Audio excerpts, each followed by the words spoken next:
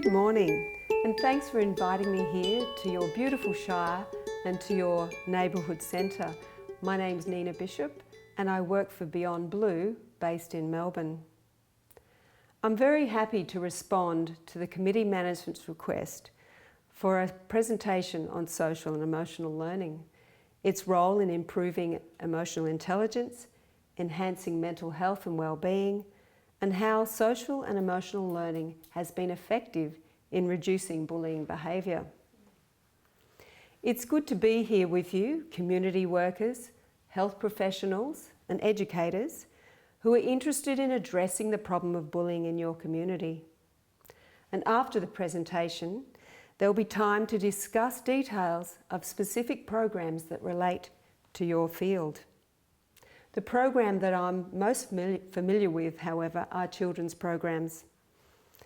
During the presentation, we'll have a brief look at the statistics related to bullying and who are most at risk.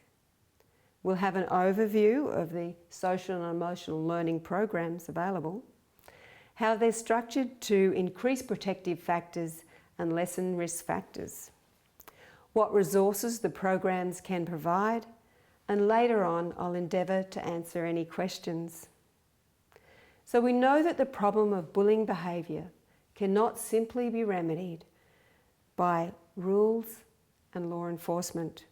Certainly we need rules in our society, and we all need to feel safe, ideally within a culture of respect and justice.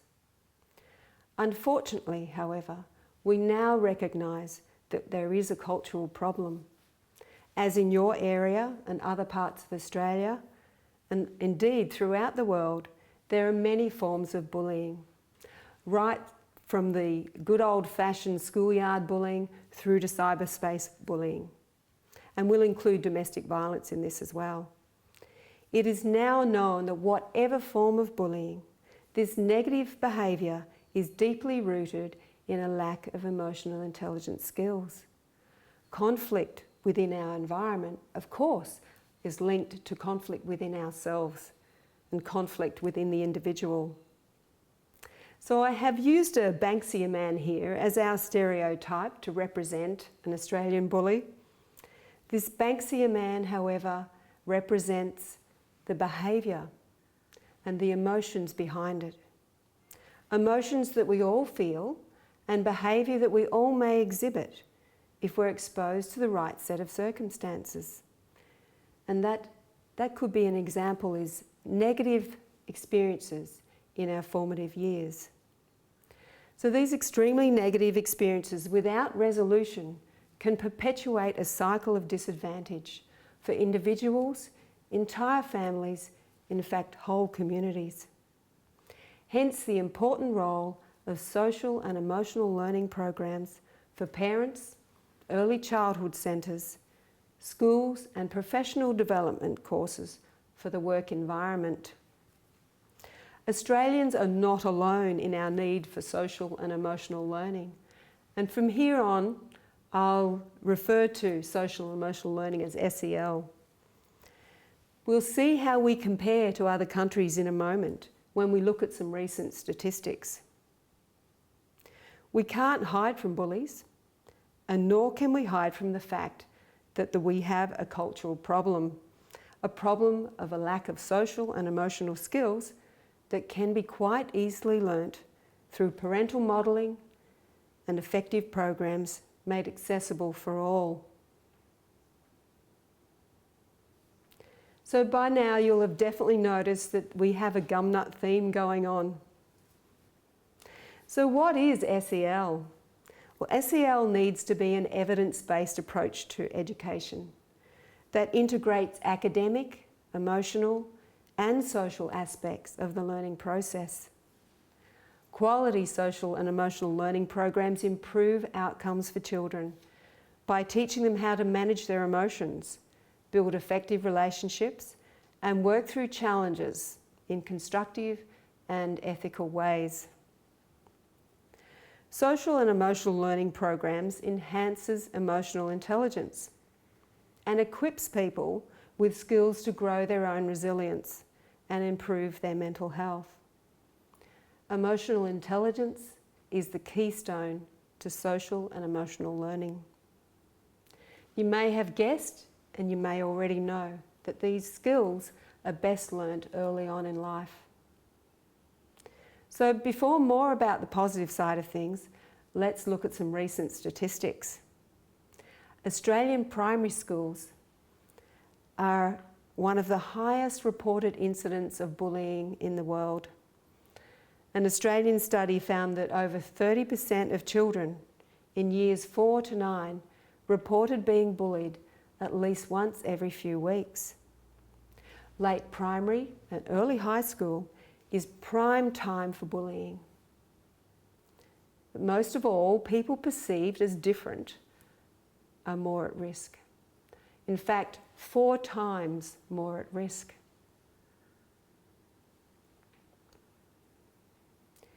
An Australian survey of students diagnosed with autism spectrum disorder found that 62% had reported they were bullied at least once a week.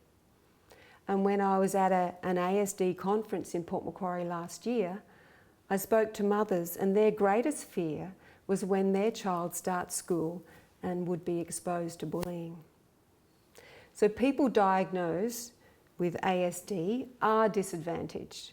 They may not relate or conform in quite the same way to the hidden curriculum of socialisation.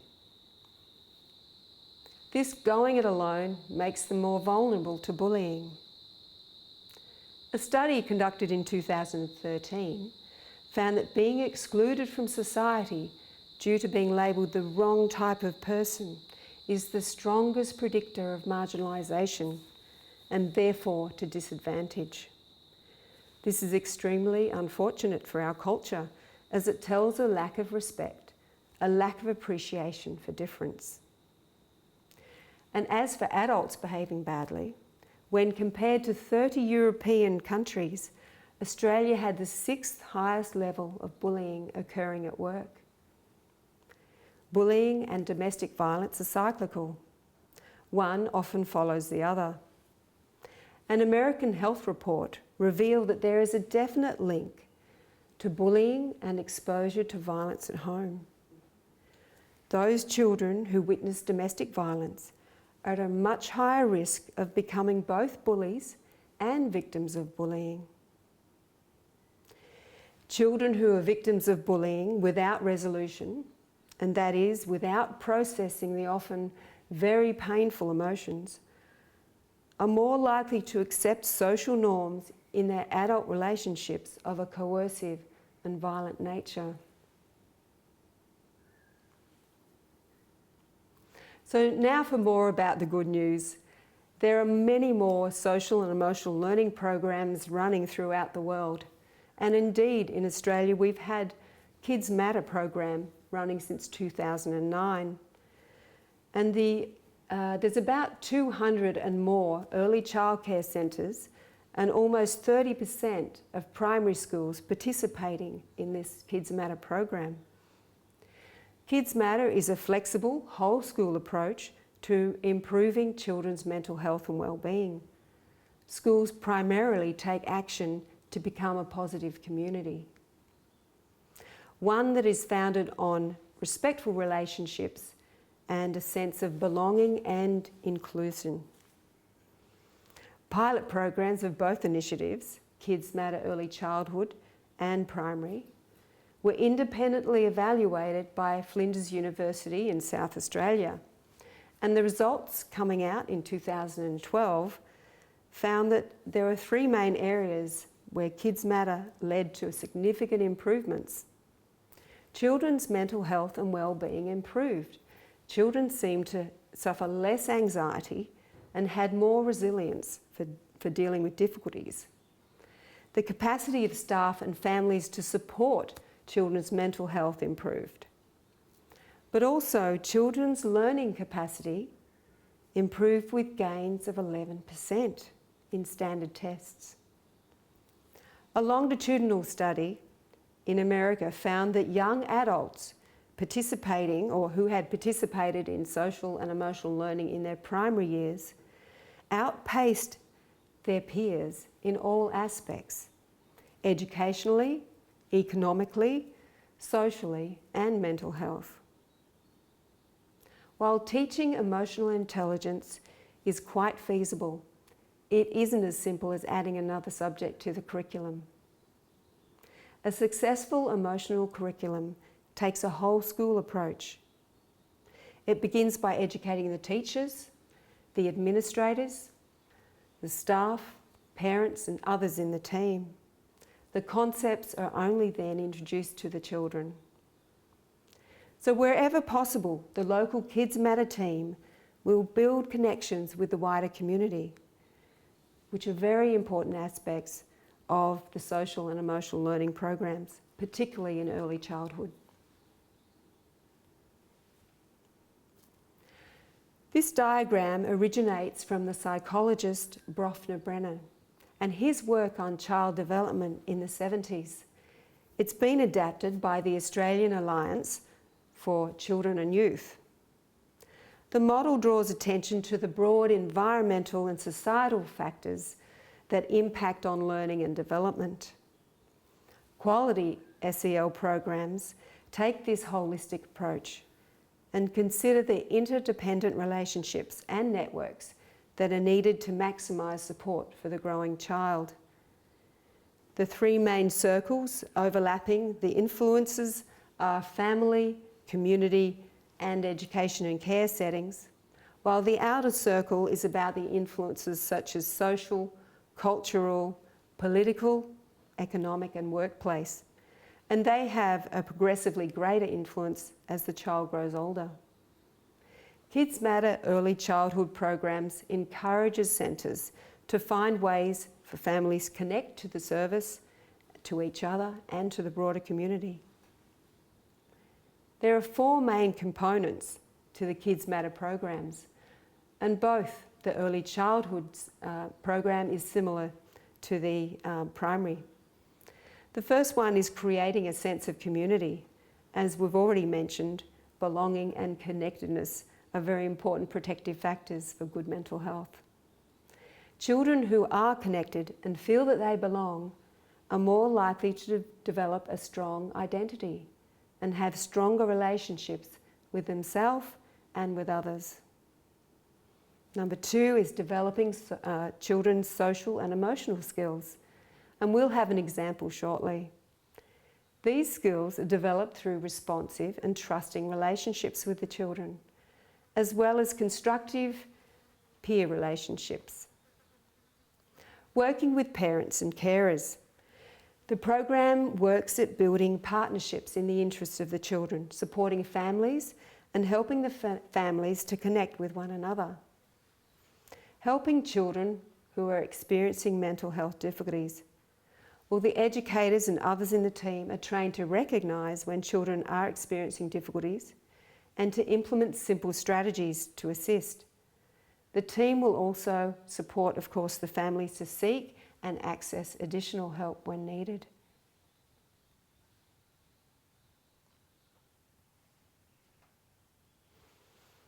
So in a nutshell, it's about enhancing protective factors and minimising harm from risk factors.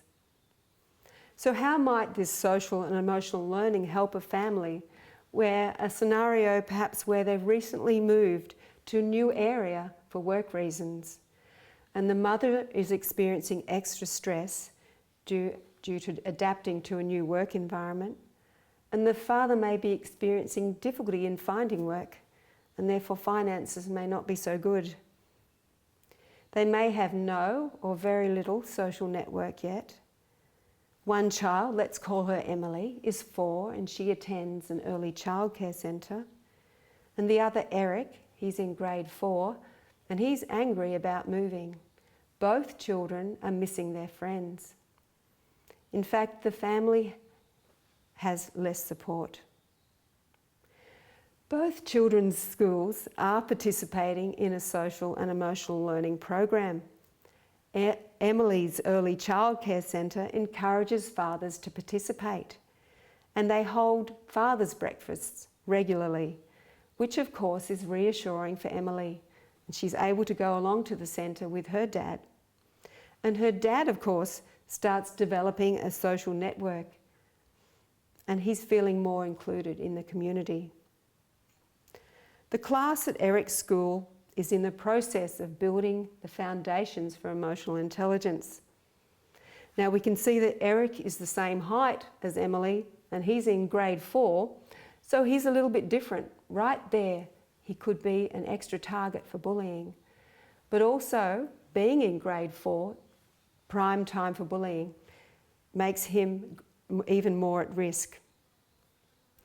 However, the students and teachers are writing a collaborative charter detailing the behaviours that they expect from one another, and they learn to locate their feelings on a mood meter and develop a rich vocabulary in order to describe those feelings. They're taught to take a meta moment, a short pause before reacting, and they devise a plan to address problem behaviours when they do arise. As part of Component 2, developing the foundations for emotional intelligence, the class might be learning how to work with 5 steps for managing their emotions. And in this case, we'll use the ruler example. Recognising emotions in self and others, understanding the causes and consequences of emotions, labelling by developing a rich or sophisticated vocabulary in order then to express their emotions in appropriate ways and then regulate emotions more effectively. So with this wide range of emotions, children experience a diversity and potentially develop a respect for the differences between people. So far, I've mainly spoken about the children's programs. However, there are many more adult courses available. There's a company called the Langley Group, who are based in Sydney, and they offer courses for professional development in the area of emotional intelligence and positive psychology. Their model for emotions is perceiving, understanding, using and managing emotions. And there, of course, are the programs listed here available, and I have some pamphlets here for you to take away. Children's mental health and well-being thrive when living in a safe and connected community. When people of all ages recognise and understand their emotions, they'll develop a better empathy for themselves and for others. Improved empathy leads to a clearer understanding of our own needs and therefore giving us a better chance at directing our own lives. Placing emotional intelligence as equally important to academic achievement will, in time, improve mental health and well-being. Happier people living in safer, friendlier communities. And of course, what we all hope for, and that is with less incidents of bullying. Are there any questions? Yes, I've got one. Does Kids Matter screen children for mental health difficulties? No, their main role is in support. And what they will do, however, is develop a better understanding of child development with the parents and the teachers and other members of the staff and other members of the team, and also improve the communication between these groups of people. But of course, if the child needs extra help, they will help the family seek and access this extra help. Any others? Yeah, Nina, what organisations are behind the Kids Matter program? Okay, so back in 2009, the Labor government was in power then, and Nicola Roxon started that, so through the Department of Health and Ageing, but also the Australian Psychological Society, Beyond Blue, and the Early Childcare or Early Childhood Australia. So thank you very much for your time.